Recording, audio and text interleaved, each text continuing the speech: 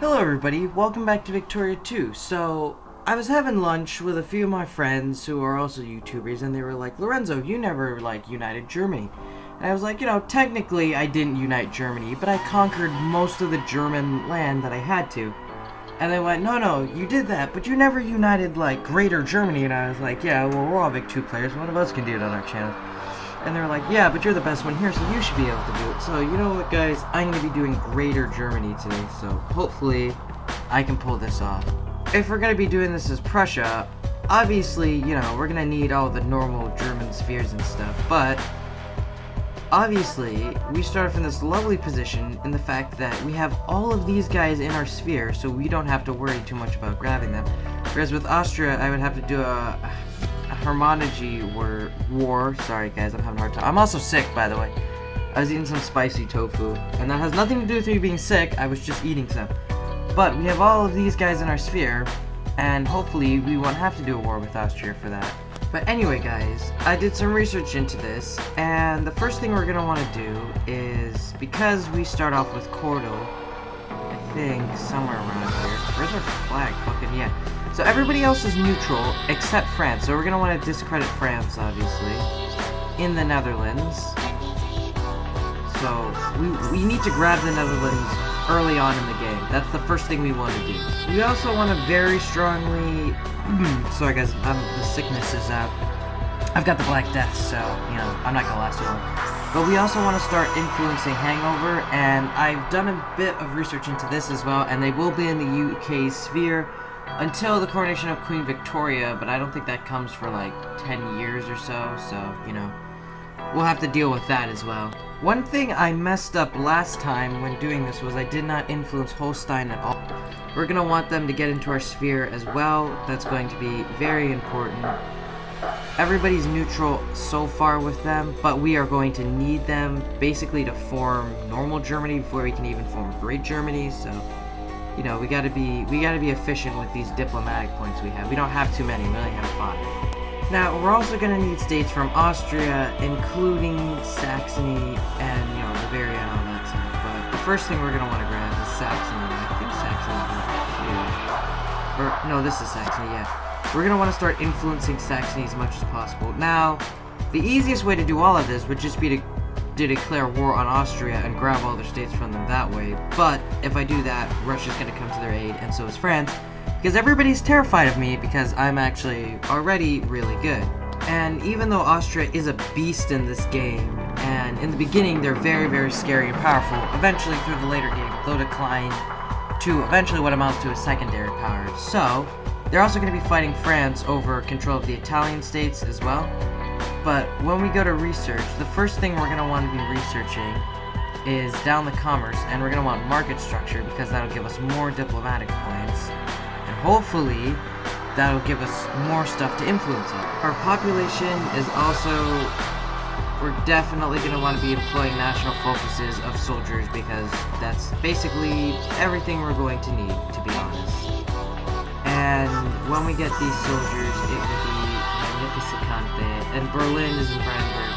But anyway, I'm going to insert the national focus, encourage soldiers there, and basically just in the highest population zones, which I think, it is listed by this. So, Aachen, which is in the west over here, I think. Aachen is... Where is it? I just saw it. Aachen, yeah, right here. So what we're going to want to do in this province is also encourage more soldiers as well. And I don't know if we have any more national focuses left. We might have a lot. I don't know exactly what these are called. Yeah, alright, we've already used all of them, so that'll be good. I'm also eventually probably going to want to get some railroads because capitalism, and we have a constitutional monarchy anyway, so that'll work out fine for us. Another thing we can do is change our party. So I don't want to have my constitutional monarchy, I actually want to have a reactionary party, because this just basically allows me to do whatever I want, and jingoism is more militancy. Not militancy in a bad way, but militancy is in a way like, we want to fight more. I'm also going to go into the, where is it? Yeah, into the budget. I'm going to set my military stockpile down to like 30. Set my education down to 30 because it won't really matter too much. I realize that it actually doesn't make too much of a difference anyway. Set the administration the same, keep the social spending the same, and then raise the military spending to the max because we want to do that as well. I'm also going to boost the tariffs to 25% as well as tax the living shit out of everybody because I don't really care too much about that. And we'll have a ton of money left over. The military spending means we can pay more soldiers, whereas the national stockpile, it's about the same. So that'll work out. We also need to subsidize every single factory we have because if we are a reactionary party, the capitalists will not be doing very well. Reactionary parties are kind of like fascism, but not necessarily fascism. It's eh. Another thing I can do right off the bat is, recruit 5 guys, and, that'll be fine for us. Is that 5? Yeah, that should be good. I'm also going to split up this cavalry we have in the north, because they don't actually do too much. We got a stack of 24 down here. I'm not too concerned about the armies, because one thing I am good at in Vic 2 is leading armies. I don't usually have a problem with that. Actually, no, I'm going to keep these guys over here, and send these lads down to here. And we also have another stack of 24 over here. We don't have any commanders. We should probably give them leaders, but for some reason we don't have leaders. I don't know why we don't have any leaders, but that's not too much of a problem to me at the moment. What I'm gonna do, I actually forgot to do this before, right before I started. I freaked out because I didn't realize that. But if we increase relations, our influence will actually go up now more. We get 0.6. Also, in the very beginning of the game, the UK will give you an alliance, so you have to be careful not to jeopardize that. And also, eventually, we will have to take... Obviously, we don't have to justify right now, but eventually we will have to do our War of Unification for... I think this is Alsace-Lorraine, yeah.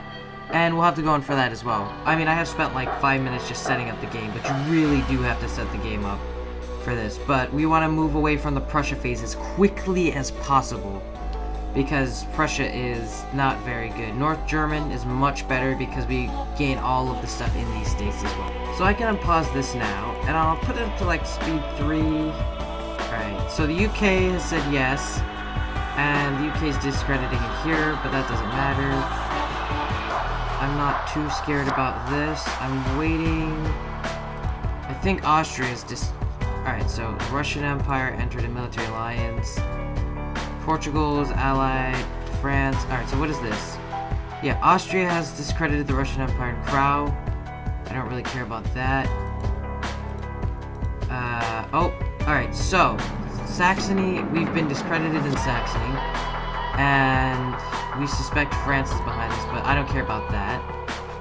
These guys are offering. So what we need to do now is we actually need to stop here. So we need to stop in Saxony, and we can keep going in Luxembourg. That'll be fine. We don't have to worry about that. So we're gonna constantly be getting alliances from these smaller German states throughout most of the game, and we can ally with like the Netherlands and Denmark, and probably Portugal. I don't know. Will Switzerland give us an alliance? Maybe. We still have the UK, so that's good. As long as we have the UK in, because the UK will definitely be up for fighting France. And I think the Netherlands, another German state asking for alliance. In this case, I will say yes, form an alliance with the Netherlands because they can go through Belgium to help us as well. And I would probably try and get you guys in, but sometimes they don't join when you do declare war, so whatever. Austria is requesting military access. I'm going to say no to that. Now, my opinion is Cortal, but that's better than Austria. So hopefully, we can just keep going. Oh, Oldenburg is actually offering us alliance. Now, for some reason, we are doing Holstein. Now, I don't know why we're doing Holstein, but whatever. I don't care too much about that. What we need to do is we need to get with Saxony again. Now, Austria is not... Oh, are they? Oh, that's not good. But eventually, what I can do is... Luxembourg is important, and so is... Holstein, sorry. We need Holstein and Luxembourg. They are the most important two. because I can always just declare war on Austria and take every sphere from them. That's not a problem. We've also got whatever the hell that is. We've also been discredited by the UK in Hangover, so I'm gonna just stop there. Because we really don't need to keep going there. Because they'll just end up leaving eventually, so it won't really make a difference. We're still Cordal, though. Yeah, whatever. They'll leave the sphere, so it won't be too much of a problem. So now we have Luxembourg in our sphere. Oh, the Ottoman Empire is giving us military access. Yes. Okay, so Luxembourg is in our sphere now, which is good. So the only thing we now need is literally just Holstein, and we need to get them in our sphere. Now the problem is, I would just normally declare war on them, but they're in Denmark's sphere. Now the thing is, if we could declare war on Denmark, we could do a war of unification, but what we actually need is release Puppet, and we need them to release Holstein. Oh, Luxembourg is offering us alliance. Now we only have to do one more thing, and that's when we declare war on them, we're gonna have to declare war for unification.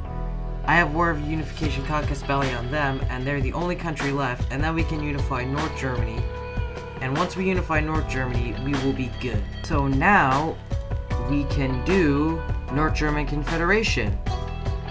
So that was not as bad as I thought it would be. Now, we can do North German Confederation. We can form that. Now our flag should have changed, and we should. There we go, beautiful. Now we can start going on the, like, rampage of German states, basically. So, we have a much bigger military army size that we can build up now, which is very good. Also, we're the proper Germany, and we can start to take on these states in the south. Now, the problem is that they're already in our sphere, so we can't necessarily do that. But now we can start going war with Austria. Now, I don't think we can necessarily just declare war on Austria just to add them to our sphere. Also, we don't have the prestige to do that, but I have formed the North German Confederation, so this is part 1 of the videos, and I will get around to part 2. Okay, I have no clue what just happened. I went to go get some lunch, and then suddenly all of South Germany joined the German Empire. I have no clue what's going on right now.